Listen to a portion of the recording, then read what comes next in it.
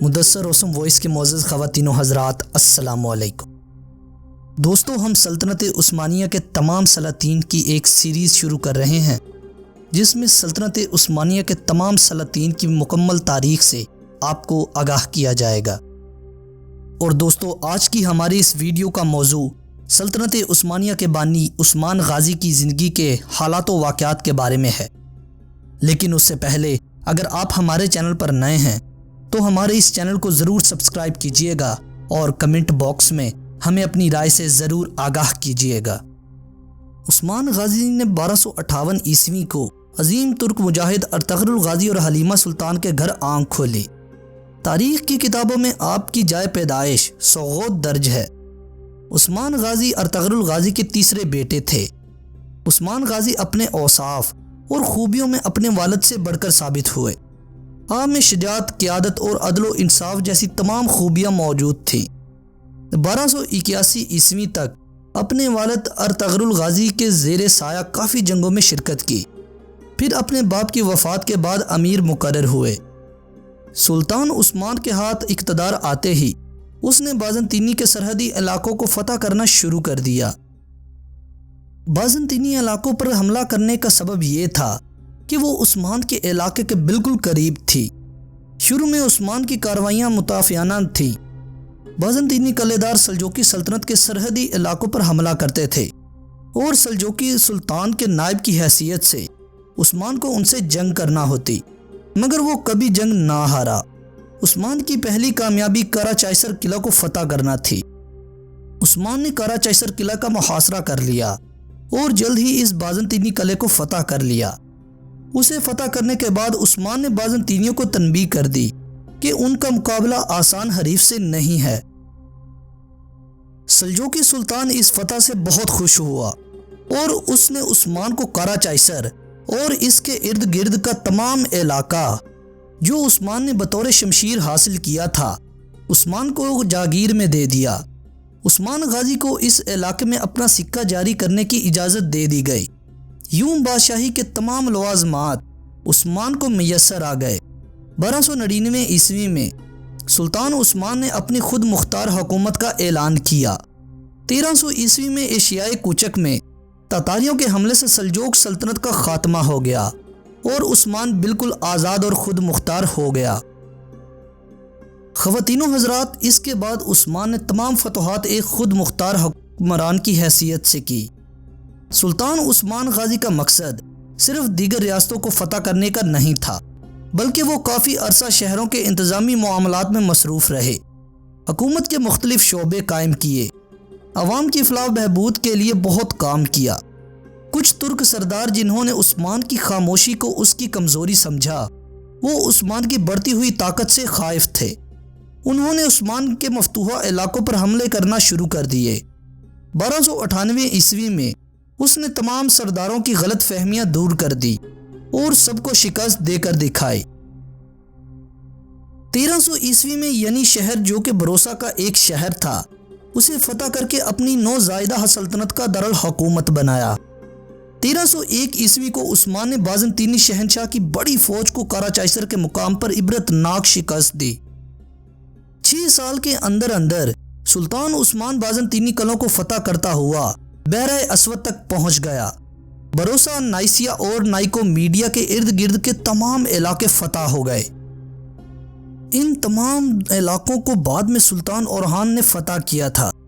ان حالات کو دیکھتے ہوئے بازنطینی شہنشاہ نے تاتاریوں کو اکسایا کہ وہ عثمان پر حملہ کریں۔ تاتاریوں نے عثمان کے مفتوحہ علاقوں پر حملہ کیا۔ اس بار عثمان نے اورحان کو تاتاریوں کا مقابلہ کرنے بھیجا اور اورحان نے تاتاریوں کو سخت شکست دی۔ یوں بازنطینیوں سمیت سلطان کے سب دشمنوں کی امیدوں پر پانی پھر گیا۔ 1317 عیسوی میں سلطان عثمان نے ایک بہت ہی اہم شہر بروسا کا محاصرہ کر لیا۔ یہ محاصرہ طول پکڑ گیا، یہاں تک کہ 6 سال بعد اسی محاصرے کے دوران 1323 عیسوی میں سلطان کی وفات ہوئی۔ انہوں نے مرتے وقت اپنے بیٹے اورحان کو اپنا جانشین مقرر کر دیا۔ سلطان اورحان نے بروسا کا محاصرہ جاری رکھا اور 1326 عیسوی میں بروسا اورحان کے دور میں فتح ہوا۔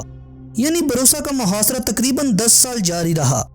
تاریخ میں عثمان کی 2 بیویوں رابعہ بالا خاتون اور مال خاتون کا تذکرہ ملتا ہے۔ عثمان غازی کے 5 بیٹے تھے جن کے نام کچھ یوں ہیں: اورحان غازی، علاؤالدین پاشا، پازارلی بے، حمید بے اور کوبن بے تھا۔ عثمان غازی تصوف کے بھی زیر اثر تھے اور اس وقت کے مشہور درویش شیخ ادبالی کے مرید بھی تھے۔ عثمان کی دینی تربیت میں شیخ ادبالی کا بھی ہاتھ تھا اور عثمان غازی کے ایک خواب کی تعبیر میں شیخ ادبالی نے عثمان غازی کا نکاح اپنی بیٹی بالا خاتون سے کروایا تھا۔ سلطان عثمان کی وفات کے متعلق 2 روایات ملتی ہیں۔ 1323 یا 1324 عیسوی میں سلطان عثمان کی وفات ہوئی۔ کچھ روایات کے مطابق بروسہ کی فتح کے وقت عثمان غازی بستر مرگ پر تھے۔ بروسہ فتح ہونے کے بعد ان کی وفات ہوئی۔ مرنے سے پہلے انہوں نے اپنے بیٹے اورحان کو طویل وصیت کی۔ سلطان عثمان میں وہ تمام اوصاف پائے جاتے تھے جو ایک بانی کے لیے ضروری ہوں۔ آپ کی ہمت اور بہادری غیر معمولی تھی۔ جنگ میں خود اس طرح جذبے سے لڑتے تھے کہ سپاہیوں میں نئی روح پھونک دیتے تھے۔ آپ کا عدل و انصاف بہت مشہور ہے۔ انصاف میں سبھی برابر تھے۔ آپ نے اپنی ذاتی دولت کبھی جمع نہیں کی، اپنے حصے کا مال و غنیمت بھی بانٹ دیتے تھے۔ آپ کی وفات کے بعد آپ کے مکان میں سے کوئی سونا رقم وغیرہ نہیں ملی، صرف ایک کفتان، ایک نمکدان، ایک سوتی امامہ، لکڑی کا چمچ اور چند عربی گھوڑے ملے۔ البتہ ان کی ایک تلوار جو کہ شیخ ادبالی نے ہی دی تھی وہ آج بھی موجود ہے۔ سلطان عثمان کی یہ تلوار ان کے بعد آنے والے ہر سلطان کو دی جاتی تھی اور اس تقریب میں دعا کی جاتی تھی کہ اللہ رب العزت آپ میں بھی عثمان جیسی خوبیاں پیدا کرے۔ عثمان جہاں اپنی بہادری اور شجاعت میں مشہور ہیں، وہیں ان کے ہاتھ اپنے چچا کے خون سے بھی رنگے ہوئے ہیں۔ سلطان عثمان نے اپنے چچا دندار کو خود تیر مار کر ہلاک کیا۔ یہ سلطنت عثمانیہ میں اپنے ہی خاندان کا پہلا قتل تھا۔ دندار کو اس لیے مارا گیا کیونکہ وہ بازنطینی امراء سے اتحاد کر رہا تھا۔ اس کے علاوہ وہ فوج کے حوصلے بھی پست کر رہا تھا۔ سلطان عثمان کے اجلاس میں وہ دشمن کو طاقتور کہہ کر جنگ نہ کرنے کا مشورہ دیتا تھا۔ ہمیں آج کے لحاظ سے یہ قتل بہت معیوب نظر آئے گا، مگر اس دور کے لحاظ سے یہ معمولی واقعہ تھا۔ سلطان عثمان نے اپنے ابتدائی دور میں ایک مسجد بھی بنوائی جو سلطنت عثمانیہ کی پہلی مسجد ہے۔ خواتین و حضرات، یہ تھا عثمان غازی جس کی قائم کردہ سلطنت 3 بر اعظموں پر قائم تھی اور ایک خانہ بدوش قبیلے نے 600 سال تک موجودہ دنیا کے 50 ممالک پر حکومت کی تھی۔ دوستو، امید کرتے ہیں کہ آپ کو ہماری آج کی یہ ویڈیو پسند آئی ہوگی۔ اگر آپ کو ہماری یہ ویڈیو پسند آئی ہے تو ہماری اس ویڈیو کو لائک کیجئے اور اپنے دوستوں کے ساتھ شیئر کیجئے۔ اللہ تعالیٰ آپ کا حامی و ناصر ہو۔ ملتے ہیں انشاءاللہ اگلی ویڈیو میں، تب تک کے لیے اللہ حافظ۔